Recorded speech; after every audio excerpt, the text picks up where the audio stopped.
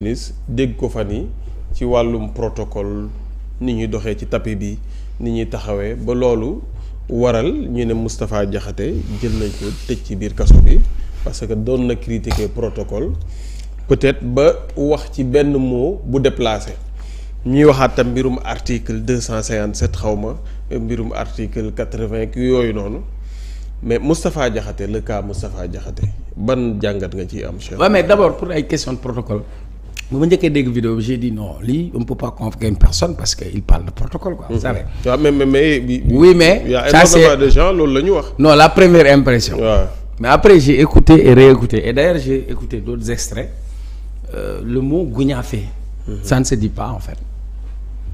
Ça ne se dit pas parce que on ne peut pas se permettre de traiter une institution de gougnaffé parce que c'est un langage colonial.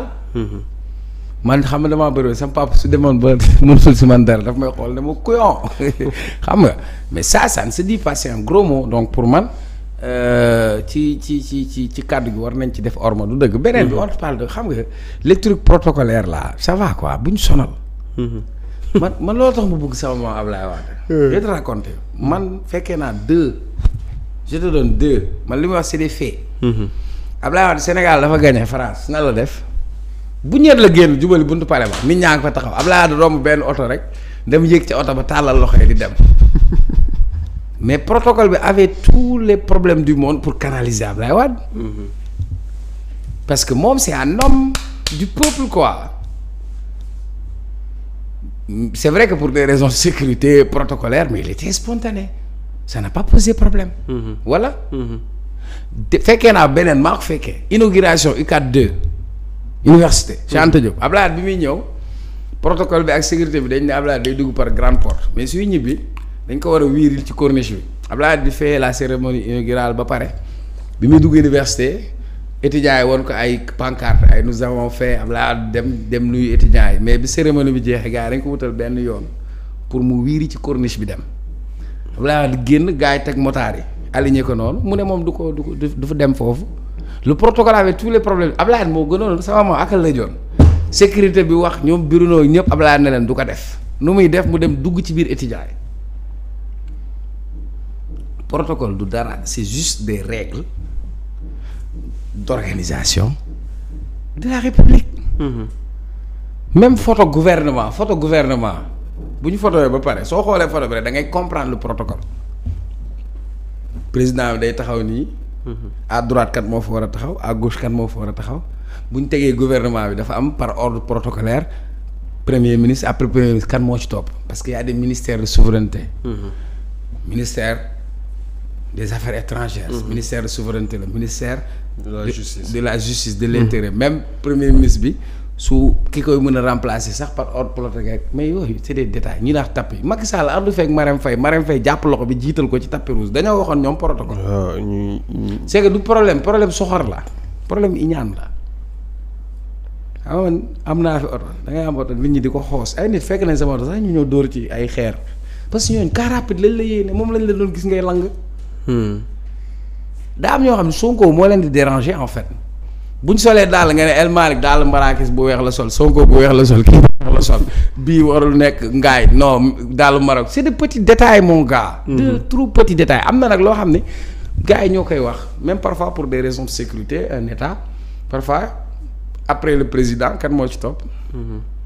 kan mooy président assemblée parfois on vous dit pour des raisons de sécurité on ne peut pas mettre le président de la République dans un même endroit avec le président de l'Assemblée nationale. Parce que bu dara xewoon ñoom ñaar ñëpp ñu perte leen. kan mooy gérer suppléance mais yooyu yëpp ñun egguñu ci risque yooyu nekkul sax ci suñu bopp te Sénégal mu ngi nekk dëkku sécurité les gens sont bien en sécurité beneen bi dégg naa sama benn paa boo xam dama ko fonk dama ko nawoon nag parce que xam naa ni boroom xam-xam la. mu ci kan Babacar Gaye je le connais il a été administrateur yàgg na ci fonctionnement wu état. mais je l'ai entendu parler de grand boobu ñetti Abdou quoi. kii Sonko yére bii la sol kii bee la sol 220 000 yooyu yu yàgg yooyu ñun ñoo nekk si loolu président na sol pain sax su bëggee wel problème bu ñu sonal ci genre détail boobu. beneen bi aussi nañ waxante dëgg man de billaay wallaay vidéo bi may xam Moustapha Diakhaté xale laa de xam Vito ma ne damaa teel a yëngu ci engagement. j'ai connu Moustapha Diakhaté mu am mouvement bu tudd wàccoo ak alternance ak démocratie bi Abdoulaye di gagné dafa dem mu créer mouvement am nee na moom day wàccoo ak ay engagement pour critiquer pour yokk Abdoulaye di jël ko def ko conseiller ministre conseil du président de la République mu nekk biir palais. jubóowu la loolu ak ñoom mu bàyyi mu ànd ak xeexu Macky bi comme mere woon Abdoulaye mu débat la ca Macky def ko président de groupe parlementaire à son âge aujourd'hui moi je crois qu'il devait apporter en plus.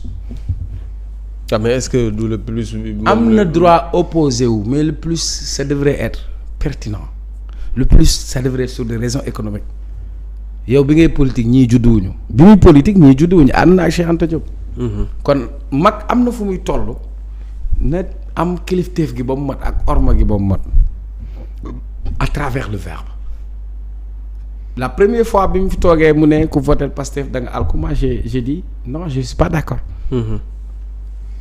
bi ñoom Azura waxee li ñu wax ni am na sax ñu leen di défendre non Azura ma leen déedéet Azura ak keneen a ci yam doomu Sonko sax bu toogoon wax lu mu war a wax amul làq doom dóor doom. na yoon def liggéeyam du dëgg. dëgg la mais ci wax ji pour man war nañu woddu kàddu yi parce que bu fekkee mag ñi ñooy def nii xale yi kon lu ñu leen di wax. am na loo xam nag du cër te du cëram mais man à mon niveau personnel c'est mon point de vue tey téye nañ ko pour àtte ko kañ. le 18 je pense. donc daal man pour man à son âge war na am amende honorable et puis pourquoi pas ñu jox ko bracelet électronique quoi. mais bu génnaatee il va redire aussi les mêmes choses parce que moom peut-être. jël na ne loolu moom mais c'est-à-dire loolu moom mooy engagement il veut se faire non. mais est-ce que c'est normal wala c'est valable li Alioune Tine wax peut-être ci cas boobu ne buñ moytul jàpp ils vont créer des héros politiques xaw ma. non mais ban héros daa am ñetti nit. da nga ko gis moom da ngaa gis mu am 100 personnes. ah mais mun na peut-être génn. comme booy nee nañu Sonko bi mu demee kaso dafa génn. booy nekk mais nag booy nekk héros da nga koy nekk ci dëgg. booy nekk héros da nga koy nekk te tooñuloo. d'accord mais doo tooñ ba pare ci tooñ bi nga bëgg ci nekk héros. c'est aussi simple parce que pour man dañu warul kay accepter egg ak ñoom ci jeu boobu ci piège boobu comprendre nga. am na yoo xam ne di nga ko dégg sax parce que bu fekkoon woowuñu ko kenn du xam sax lu mu wax kenn du ko sax dégg parfois am na fooy toll man nag may envoyer message wax ma dara dama lay vi lii ijoore romb dem. mais bu dee dañoo tooñ qu'est-ce qui justifie peut-être vague de soutien bi nga xamante ne dañ koy gis. mais non du vague de soutien grand am la. Olof Ndiaye nee na ñu bokk teen ñooy laxasooy goj. mais boo gisee benn Madiambal def poste ne yoruñ koo jàpp. Madiambal yàgg naa jàmb benn Thierno Madiambal yàgg naa jàmb mu jàmb na ba dugg ci liste Amadou Ba. Thierno Alassane Sall. wóoyoo Thierno Bocoum. grand xanaa li ma la wax dafa leer mais naa la ñu bokk teen ñooy laxasooy goj bu buggaan na ngi nii di mën a ànd ak waa APR. kon ànd ba sincèreul. Vito bàyyi ma. bàyyi ma yow. en tout cas man daal moi je suis pour un débat d'idées. tout à l'heure j'étais content bi ñu commencé yaa ma dugal ci mbay ñu wax. ma wax la sama xalaat. foofu la ñu war a toll. surtout mais yow da nga ko mës a gis mu wax proposition bu pertinente. est-ce que tu l'as entendu sur des réformes qu'on doit faire pour refonder la République sénégalaise est-ce que dégg nga leen ñu ñëw def des propositions def des critiques objectives président dem na tourner. qu'est-ce qu'on va te dire. waaw bi mu demee fee dañ kaa yuuxu non ñaareel bi la àndal kii ne aaw bi c'est ce qu'on va mais soxlawuñ loolu grand. wallaay soxlawuñ on a besoin de qualité et malheureusement la presse ne nous aide pas. surtout. la presse ne nous aide pas ki dàq yuuxu ki dàq wax bu ñaaw la ñuy tàllal micro. boroom xam-xam kenn du ko dégg fii. ñu war a wax ci koom-koom. àdduna bi tey fan la toll ay intelligence artificielle lañ lay wax. maa ngi dégg waa Iran yi ñaf waa Israël maa ngi sama xol baa ngi seet fi ma toog nii. ay drone la nit ñi di géeree léegi. yooyu ñu war a wax ñun kay est-ce que duñ def ay études scientifiques fexe ba armée bi am ay ñu lëkkale ko ak université yi. pour recherche ak développement xam nga RD àdduna bi fa lañ toll.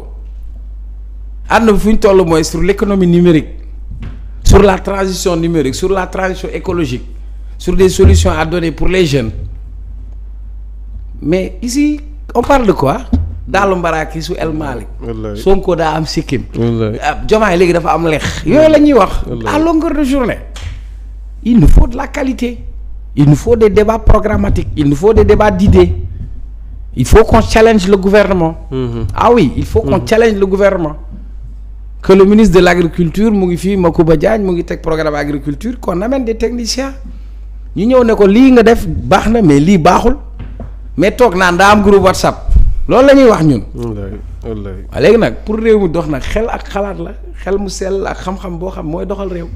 parce que àdduna bi xam-xam moo koy doxal. mais du xam-xam moo koy doxal quoi. ay wax bu ñaaw ay saagante. créer ay nit yoo xamante mais Cheikh Omar par rapport ak âge bi nga am yow mun naa ne Moustapha Diakhaté mën na la jur. wóo. waaw léegi yow bu dee yow yaay nekk fii peut-être di wax ne ñun fii la ñu war a nekk ñoom ñi nga xamante ne mën nañ laa jur walla moom mi nga xamante ne mën nañ laa jur nekk fële qu'est-ce qui justifie ça. mais parce que dañ leen war a update xam nga tey doo jël iPhone 15. di ko méngaleeg Motorola clapet yu njëkkee xam nga ay temps. walla Nokia. non ay temps ku ñu jox Motorola. clapet pour yow yaa xadd kaaba gi. mais àdduna bi dafa dox. la façon de faire la politique dafa changer parce que tu sais pourquoi parce que aujourd'hui les citoyens ils sont en avance même. sur les hommes politiques.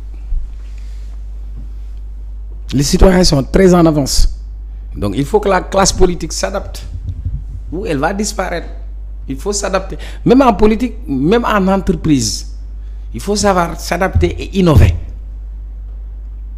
mais Sonko lan moo ko may li mu am. non seulement il est venu il a regardé les autres ñi xeex ak Macky Sall yëpp nan lañ xeex ak moom mu comprendre que ni il faut moom mu am benn style bu mu adopté. Sonko au début c'était un lanceur d'alerte. tous ces débats c'était de dénoncer la corruption. tous ces débats c'était de donner les sujets qui intéressaient les Sénégalais mu ñëw dem dugg ci réseaux sociaux yi par exemple. faire un dialogue direct avec les jeunes. donc moom bi mu ñëwee ci li mu tombeel dafa adapté wu mais politique bu njëkk ba moo xew yi àdduna bi dépassé nañ foofu yow gis nga dëkk boo xam ne waa ji TikTok la dem ba nekk président. àdduna bi dafa changé li ñu doon politiquer 1980 doon ko politiquer 1970 doon ko politiquer l'an 2000 mënuñu ko politiquer en 2024. c'est sûr c'est différent donc tey il faut changer d'approche il faut changer d'approche.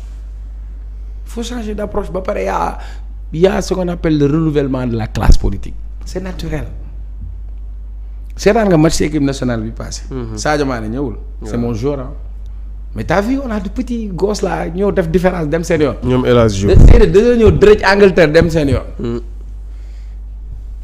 c'est ça fii nag dafa am rajeunissement de la scène politique ñi jiite réew mi seen moyenne d'âge 45 ans lay doon président bi président assemblée premier ministre prend leur âge nga def la moyenne d'âge population bi fi nekk li ci ëpp ay ndaw lañ waaw léegi nag approche yi dafa war a changer discours yi changer dañ ko teg ci xam-xam quoi man daal fa laay xaar gars yi ayca vous êtes sur 300 man nag comme màggaguma ba ma toog nii rek boo màggee mu jël piquet boo màggee ngay def ni ñoom oui mais non c'est-à-dire li boo màggetee ngay def ni ñoom màgget moom nekk ndaw di def nii di wax lii ba màgget ma yaakaaroon ne normalement dëkk mag ñi ñooy oui mais xam nga pour faire un pays on a besoin de tout waaw mais d'un tout mais tout bi waaw mais de tout boobu de qualité du nekk mag bu yara moi je parle de qualité je parle de qualité c'est-à-dire le jeune dañ koy former dañ koy tàggat ndaw dafa war a tàggatu aussi dafa war a former wu parce que nous on a eu l'engagement tout petit à partir du collège lycée université dans le quartier dans la communauté dans la commune dans le département yëpp problème mais dafa am loo xam ne ci nit ki la si yan valeur la am ci nan la defaroo ci lan la gëm est-ce que li mu gëm dëgg la ci moom est-ce que réewam la gëm est-ce que boppam la gëm parce que bëri na ñoo xam ne dañu dugg ci politique parce que ascension politique am na ñoo xam ne am la ñu def activisme politique nañ ma dégg pour ñu woo ma gérer ma yooyu moo fi doon am mais léegi loolu dafa xewi nag grand dafa xewi àdduna day dox il faut ñu ànd ak jamono dox et puis on n'a pas besoin de l'invective de l'insulte du matin au soir. grand sur nos plateaux. waaw mais surtout bu dee mag ñi man moom bu dee ndaw ñi ñoo koy def sax à la rigueur. waa léegi loolu laa la wax. waaw léegi ma ne mag ñeeñ tardé damay bañ ñu mere ma. wër na yàlla suñ paa yi njëkk yi nga xam ne ba Sénégal di neex investir ñu waxtuma la classe politique bu njëkk ba. grand football xale musique xale politique xale doxalal ñu dem. plateau yaa ngi nii xale. ah waaw jéem waaw mag ñee ñu tardeel moom c'est pas trop dire. ah waaw mu ngi noonu. ah yooyu yaa ko wax kay mu naan mu ngi noonu. dama ne la. waaw. réew mi. waroon na jóge fii bu yàgg. dëgg la. ah ça moom c'est et moi ce que je pardonne pas à Senghor je vais le dire yow mal xëy am sax su ma dajee moom dinaa ko wax man damaa sañ wax. depuis ñu wekki Mamadou Dia le premier plan de développement du Sénégal Mamadou Dia moo ko élaboré Mamadou Dia c'est un homme du territoire formaté à la sauce sénégalaise mais Senghor de mu nekk xale tubaab yee ko yar bi mu paree ñu yóbbu ko muy jàng grammaire ak latin. d'accord. Je suis désolé de le dire jàmbaar on a raté le coche dès le début. On a fait un faux départ maintenant nag il faut ñu defarwaat. il faut ñu defarwaat grand suñu école bi lan la ñuy jàngal. lan la ñuy jàngal. toto tappaate. mais non lan la ñuy jàngal ci école bi man jàng naa observation ba am bëgg yi ma doon observer yëpp mosuma koo gis dama koy dessiner yow ñaata cours lañ la jàngal liñ la jàngal bi daa xaj sa bopp. ñu guure la depuis nga nekk booy système éducation 6e. te non fi ngay commencer jardin d'enfants maternelle. ñi lay jàngal nooy naanee jus nooy yoree chips. ak ay woy après c'est comme ça tu fais 6 ans école primaire 4 ans collège ça te fait 13 ans 3 ans lycée ça te fait combien. nga pare université nga dem laaj benn waaye mu ne la marketing. lan lay marqué. ma yow lettre moderne. qu'est-ce que ça signifie ba tey ñu ñuy jàngal ay latin ay grec. il faut li ñu war a defar ci réew mi daa bëri de grand dañu war a tëggaat lépp. c'est sûr. tëggaat lépp moo tax peut-être rapport Cour des comptes gaa ñi ne fu mu toll nii ñoo ngay commencer di dem ci cadre yi nga xamante ne ñoom ñoo nekk trésor public. ah waaw.